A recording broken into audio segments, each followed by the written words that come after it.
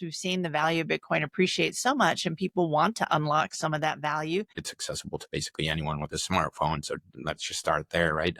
You don't have the traditional barriers that other bank accounts have. And from the efficiency standpoint as well, we're talking about real-time, very low-cost payments. Regulations have opened up a little bit, and that's what Mike has taken advantage of in terms of creating these platforms to allow smaller investors, lower minimums, different guidelines for participating in this. So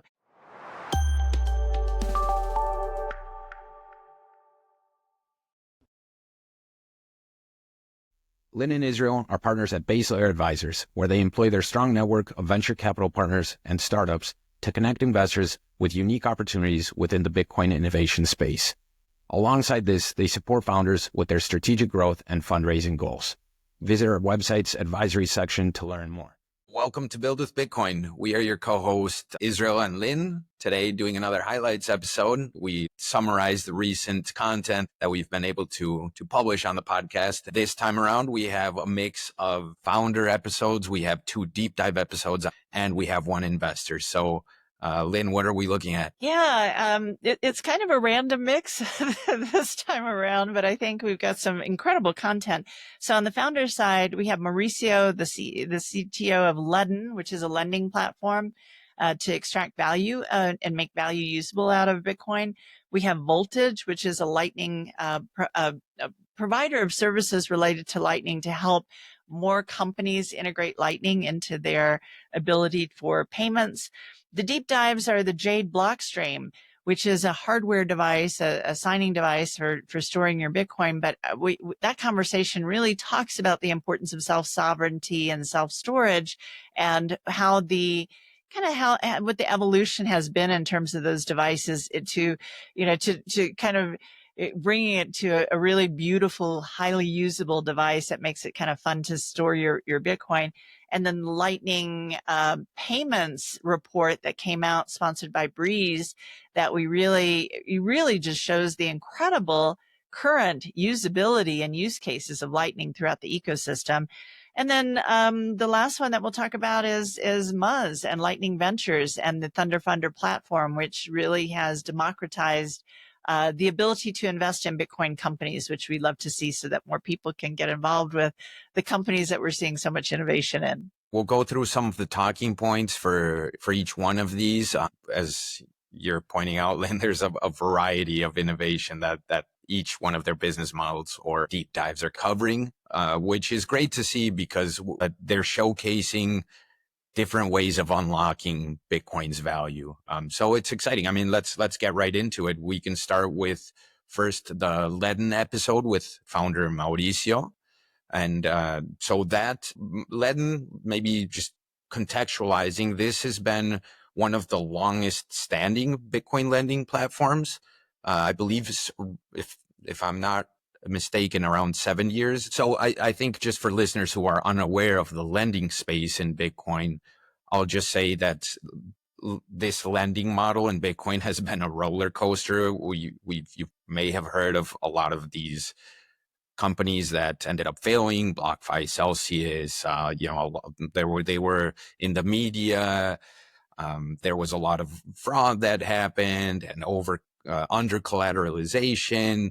So there's been a lot happening and a lot of failures in the lending space over the past few years. But Ledn was a particularly interesting conversation because Mauricio, as co-founder, explains how they've been able to build a successful business on a solid foundation, managing the risk. He explains that they go through regular audits and publish all of those audits, so it's all verifiable. How they actually manage that collateral at Ledn. And stepping back from that as well is a very interesting founder story. But what were some of your thoughts on Lynne? Yeah, I mean, I loved this whole story. First of all, Mauricio is from Venezuela. And so just to your point, the founder story of how he and his family became involved in Bitcoin and Bitcoin mining, and how the miners were confiscated by the Venezuelan government and they had to flee the country. And Mauricio has been based in Canada for a number of years. But But, I think when you have a founder story that runs so close to the real purpose and benefits of Bitcoin, just to have that ability to take your wealth with you when you leave an autocratic country or a political environment that's not friendly to what you're doing, it underscores the importance of it. And so Mauricio, having had Bitcoin that appreciated in value, wanted to unlock some of that value, in his case, to buy more miners, and there was nothing that existed. So solving a problem that the founder has themselves, I think, is one of the best ways to see a success. But, it's also what I loved about it is it's one of those stories where the good guy wins, because Mauricio, from the very beginning, and Ledn was really trying to be transparent to ensure that the collateral was that the loans were fully collateralized, that there was not any manipulation of of over lending versus the collateral. And so they did things the correct way, and they struggled for a while in the era of Celsius and some of the other players that were much more aggressive in their lending platforms and ultimately failed. And so Ledn continued on, and I think it will be one of the stronger players because of its reputation, because they built it on a foundation of trust.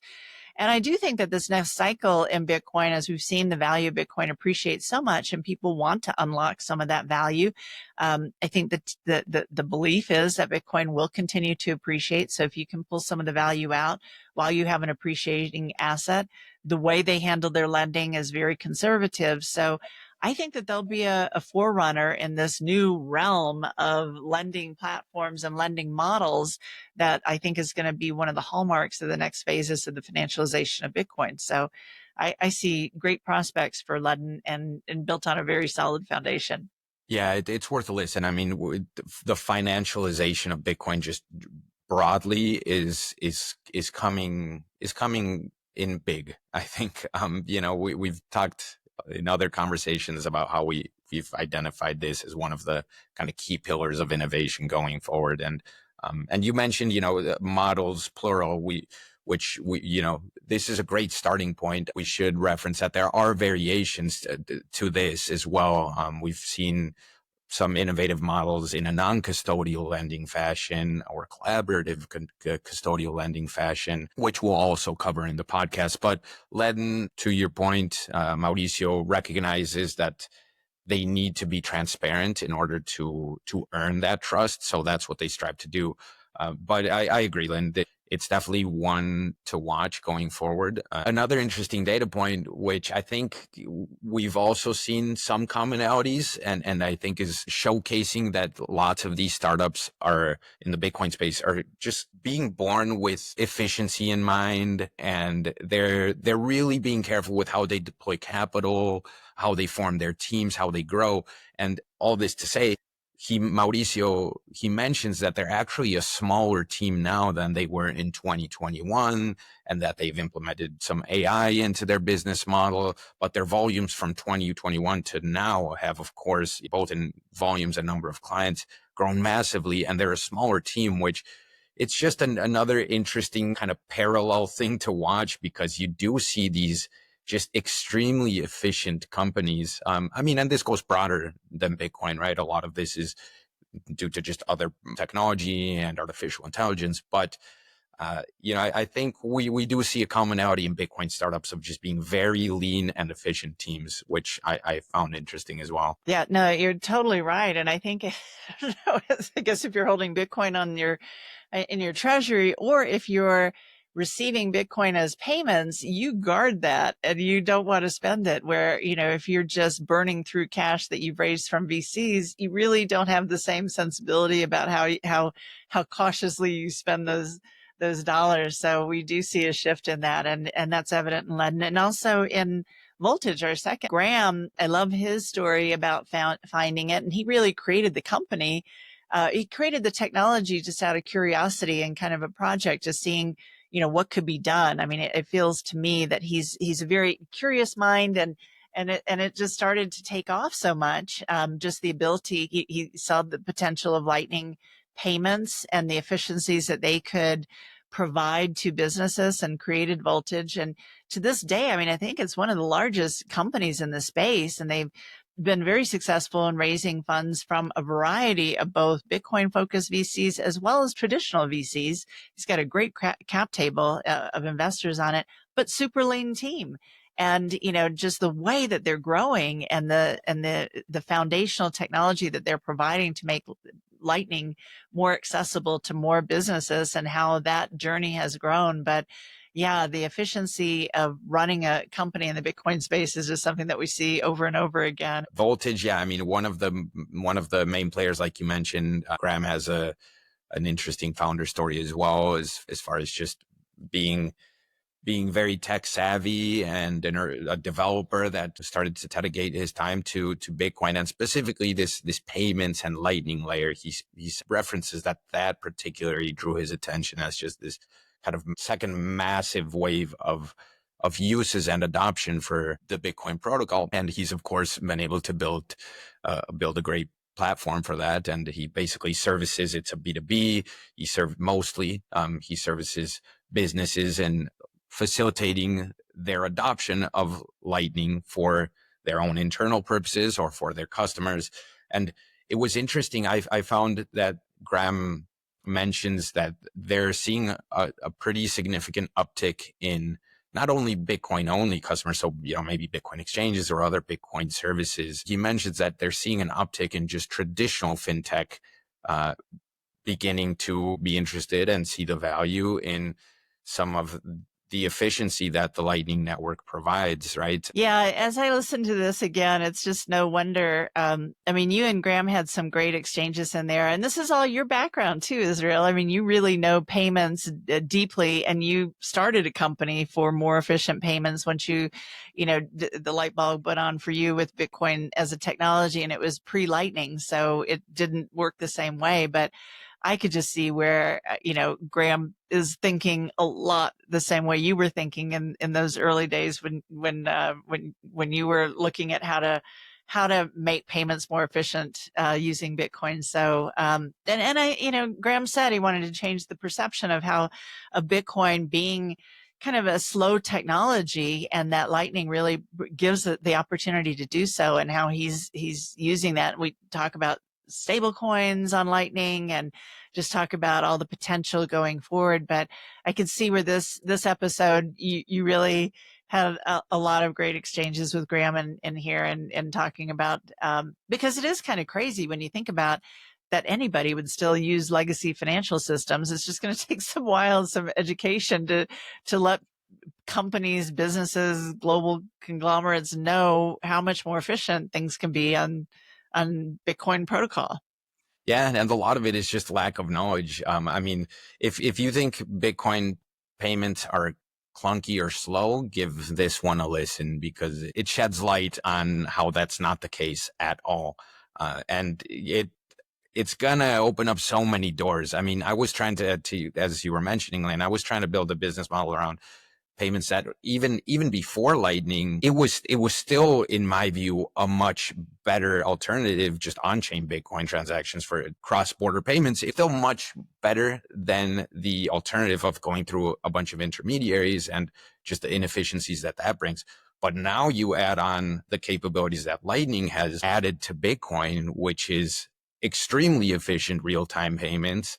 It's going to just open up so many doors, and you can kind of go down an entire rabbit hole there. But very interesting episode. He also sheds light on the scalability of Lightning, speaks a little bit to AI's integration with micropayments. Anyways, lots of content there, but worth the listen regarding Lightning and what Voltage is doing to facilitate businesses' use of it. And then the last thing too is that, Graham does give some advice in the episode also to people that are fundraising inside of Bitcoin companies. And we were talking about the efficiency of Bitcoin companies, and we do tend to find that we've got a great core group of Bitcoin oriented VCs that are supporting these companies, but Graham went a little different way. And just as he's expanding his market to be not just Bitcoin companies, but traditional fintech companies as clients of Voltage, he also has a mix of investors on his cap table, as I mentioned before.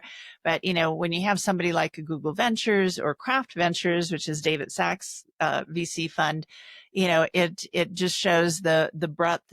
I think that helps him draw in business development opportunities to a broader range of client. And he gives the advice that, startups should diversify their investor profile so that by having more voices on your cap table, you can identify more opportunities in your potential market. So I like that piece of advice that he gave, as we were closing out the episode.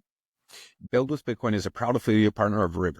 River is a financial services company that allows you to purchase, sell, and transfer your Bitcoin all through a great suite of products, high security standards, and as of recent, even allowing you to earn a Bitcoin yield on your US dollar cash deposits. For a personalized onboarding experience, go to partner.river.com/buildwithbitcoin. Then we transition over to the deep dive episodes, which were also quite different one from the other. So the first one, let's start with Jade, and that was with Rich and Drew from the Blockstream Jade team, which is a hardware wallet for self-custodying Bitcoin. So a little more on the digital gold hard property side of things, but it's also a great episode on, and it's a very detailed episode. So we get into the hardware components, even a lot of the design that they put into just making it very easy to use, because traditionally it's been a bit hard to use some of these, hardware wallets unless you're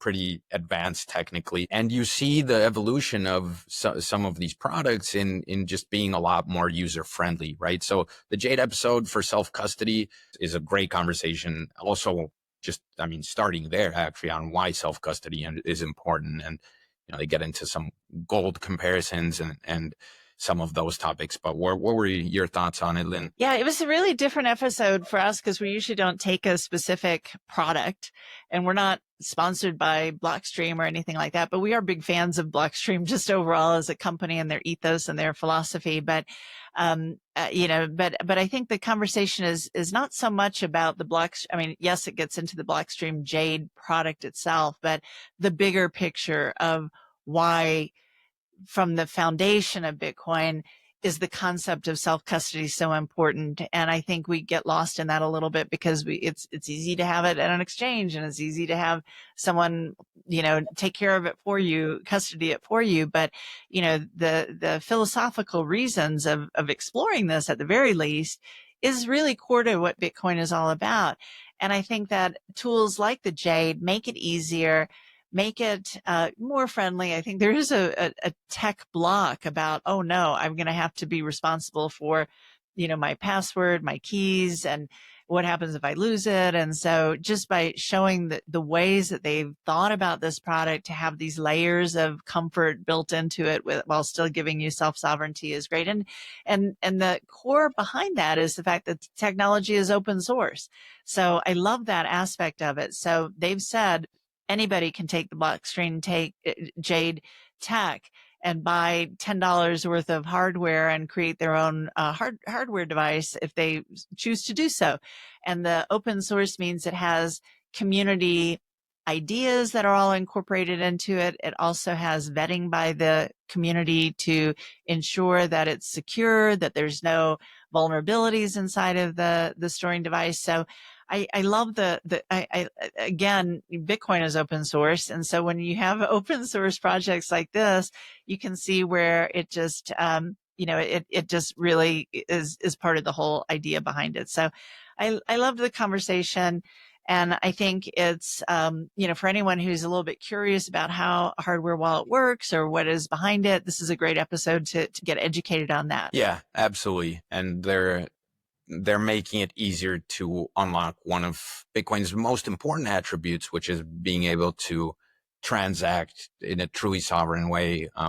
And I encourage anyone who hasn't experimented with that to do so. It's really encouraging to see them among others. There's many great hardware wallets, just innovating and putting a lot of design thinking into making it easier to use, as you're mentioning, Lynn. So yeah, that was a great episode with the Blockstream Jade team. Then we also had another deep dive episode recently with Breeze and 1A1Z on their Bitcoin payments report that they released I believe in February or March. February. I can't remember. February. And they go into showcasing that Bitcoin is being used as a currency. It's not only a store of value, but also a peer-to-peer transactional currency, and how businesses are using it, how individuals are using it. I mean, this was a great. They did a phenomenal job with the report. But what were some of the main talking points for you, Lynn? Yeah. Well, I think that when we think about Bitcoin, I mean, there's a lot of discussion these days about Bitcoin as a store of value, talking about the U.S. government adopting it as a strategic reserve. And you see so much conversation in Wall Street around that aspect. And so it's been overshadowing perhaps the idea of it as a medium of exchange or payments. And this report was fantastic because it did, to your point, Israel, really bring out a lot of the use cases. And what I loved about it, I mean, you talk about research report and people usually run for the hills, unless they're really encouraged about the technology like we are, we want to read it. But this is one of the most readable reports I've ever had because it's done in the shape of stories. So they tell stories about like Thunder Games, who's been on our podcast, but just talking about how gaming is incorporating Lightning payments and the thought process behind that, luxury brands, markets in Southeast Asia that are using it, and so they take these examples and they show not only the benefits to the consumer in terms of greater usability and lower costs, but also to the businesses. So the bottom lines of the business that have been incorporating Lightning into their payment infrastructure. Just really, I think if you read that report and you're not incorporating Lightning into your business, I don't understand what the next step could be. So and it also provides the tools too. So what are the steps for a business to take? How can they get help and how can they get guidance? So it's less of a research report than a roadmap of what all the possibilities are for implementing Lightning payments within your own business or organization. So I felt it was, and Danny and Dan are just two great individuals to talk to too. So they're just a wealth of knowledge about the subject matter and just engaging to hear from. So I love this episode. Yeah. And to your point, they do have very strong backgrounds, as it relates to this report. So Danny explains that he came from TransferWise and how the financial inclusion aspect of Bitcoin is what drew him in. And of course, Wise is one of the most relevant fintech companies around. And then Dan from 1A1Z explains his background, and he was deep into the tech from early on and co-founded Hyperledger, which was acquired, then moved to Bakkt and other roles. And they both do have very relevant and strong experience as it relates to this technology and topic. So they did a great job. I mean, I agree, Lynn. It showcases a lot of and that's what they kind of speak to, right? Is that they say, we want to let people know this isn't a hypothetical anymore. This is working. It is being used as a currency and in a few different segments of the economy. And they give some examples, as you mentioned, gaming, luxury goods, marketplaces. So they do a great job showcasing this payments aspect of Bitcoin, and they speak to the accessibility and efficiency. So to your point, as far as those businesses that maybe aren't integrating it today, this report is a great starting point, because although it's still a small slice of the broader payments market, we discuss with them how much more accessible it is as a technology. I mean, just from a starting point, it's accessible to basically anyone with a smartphone. So let's just start there, right? You don't have the traditional barriers that other bank accounts have. And from the efficiency standpoint as well, we're talking about real-time, very low-cost payments, and so all the possibilities that unlocks are well spoken to by Danny and Dan. And then our last episode to profile is Lightning Ventures with Muzz, with Mike Jermis. And Yeah. And so that's our investor episode for this time. And I feel like if there's a People's Choice Awards in Bitcoin or Bitcoin investing, that it would go to Muzz, because he has worked so hard. And I love the story. I mean, just listening to him talk, he's such an enthusiastic person, but also, really wants to make it more accessible for more people to be involved in not just Bitcoin, but Bitcoin startups and Bitcoin innovation. And so through the two, investing platforms that he has, Lightning Ventures and Thunder Funder, he's really bringing crowdsourced fundraising to both founders, because sometimes it's hard to raise an initial round, but you need some cash to pre-seed your company and get it on traction. And so he's providing these vehicles to allow funders to raise from a more democratized pool of investors, and for individuals who, especially I think anyone who's been in Bitcoin for a period of time, they see the appreciation in Bitcoin, they're involved in the ecosystem, and it's like, how else can I support it? And you can run a node, you can have a miner, but you can also invest in companies. And I think this just provides the vehicles in which you can participate in some of the upside growth of the infrastructure that will increase the usage and adoption of Bitcoin. So I just really applaud what he's doing, and am super excited for the platforms that he's providing to the community and to the ecosystem. And what do you think about it? Yeah, some people don't immediately think that investing in Bitcoin companies or startups is that accessible to them. And that's precisely the pain point that Muzz is trying to alleviate, which is just great to see. I mean, and his story is just, it showcases that in a really interesting way. I mean, he comes from a very different background. He comes from, the music and entertainment space, and just always had a natural excitement for getting involved with private companies, with the startup space. He mentions that he read Jason Calacanis's book and got very excited on startup investing, and he kind of went down that rabbit hole and has invested with small check sizes in many startups. And he explains why he feels that's been important for his own learning, and he goes through a little bit of those reasons why he believes it is important for anyone that's relatively interested to start small and kind of accompany a private company's journey and growth, because you learn a lot from the founder story, from what works, what doesn't, about the capital markets. So I really enjoy his mission, because you can tell it's a kind of a core belief of his that this should be more democratized. And to your point, Lynn, he's worked very hard to build these two platforms, and he does have some of the most accessible platforms in the Bitcoin space for investing in startups, right? I mean, Lightning Ventures, he mentions, I believe the minimum is $1,000 for accredited investors. And then Thunder Funder, that opens up the crowdfunding models, and he explains a little bit of the regulatory ins and outs, and some of the difficulties, quite frankly, that he's had in getting both of these platforms going. But I mean, he is opening up the access to startup investing in the Bitcoin space, which is just phenomenal. And you said difficulty getting them going, and the difficulty really ties into the regulatory requirements, just to be clear, and how many hoops you have to jump through, not only to get it.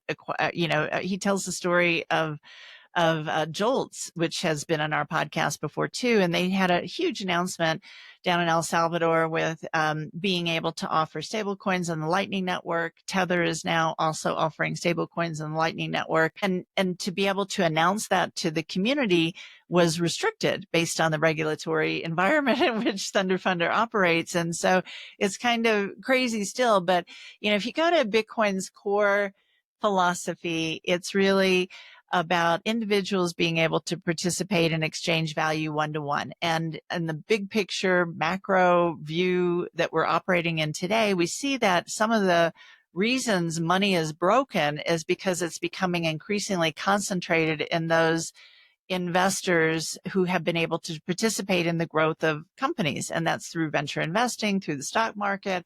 And in terms of venture investing, in tech in particular, I mean, you have these minimum requirements of net worth or income that preclude many people from being able to increase their wealth in these platforms. And so thankfully, regulations have opened up a little bit, and that's what Mike has taken advantage of in terms of creating these platforms to allow smaller investors, lower minimums, different guidelines for participating in this. So, he's not only, I mean, he's providing this, but he's also, I think, being a true Bitcoiner and breaking the system of only allowing those who have to invest in the highest potential growth for the next wave of successes. And that's where I think it's really important that all of us as Bitcoiners understand the opportunity that, yes, it's a tremendous asset that will increase in value, but it's also remaking the entire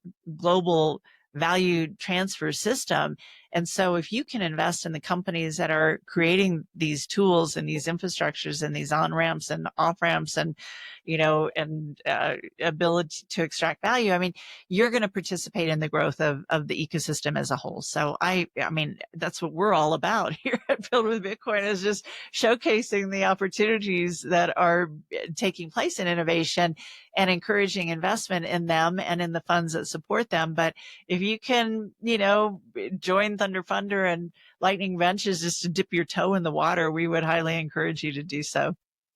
Yeah, precisely. And he does also mention that he sees this as a kind of second or third step to anyone's journey into the space. I mean, if you don't understand Bitcoin, the first, of course, learn what Bitcoin is. You'll eventually start saving in Bitcoin, and then after that, there is just this very exciting world of private companies.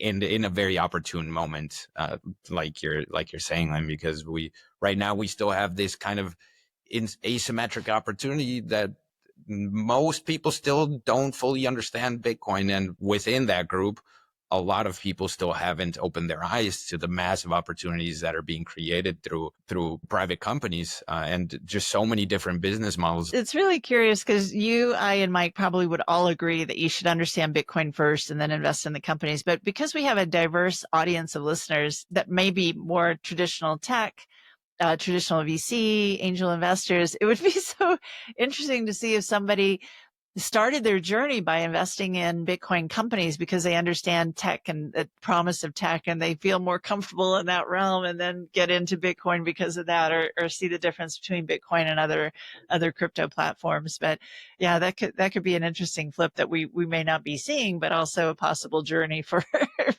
for getting involved in the ecosystem. Yeah, certainly. Well, I guess that wraps up the main talking points and highlights that we found in these recent conversations. A mixed bag, as we were referencing in the beginning, but each of these have great content. And again, take your pick. That's what we hope to achieve with these highlights episodes, is to do a quick summary and allow listeners to delve deeper depending on their topic of interest. Yep. I think overall, I mean, this collection just really points to increasing usability and increasing ease of use of the Bitcoin protocol in very practical applications. So it's, we hope you enjoy the episodes and hope the highlights helps you pick the ones that are most interesting to you.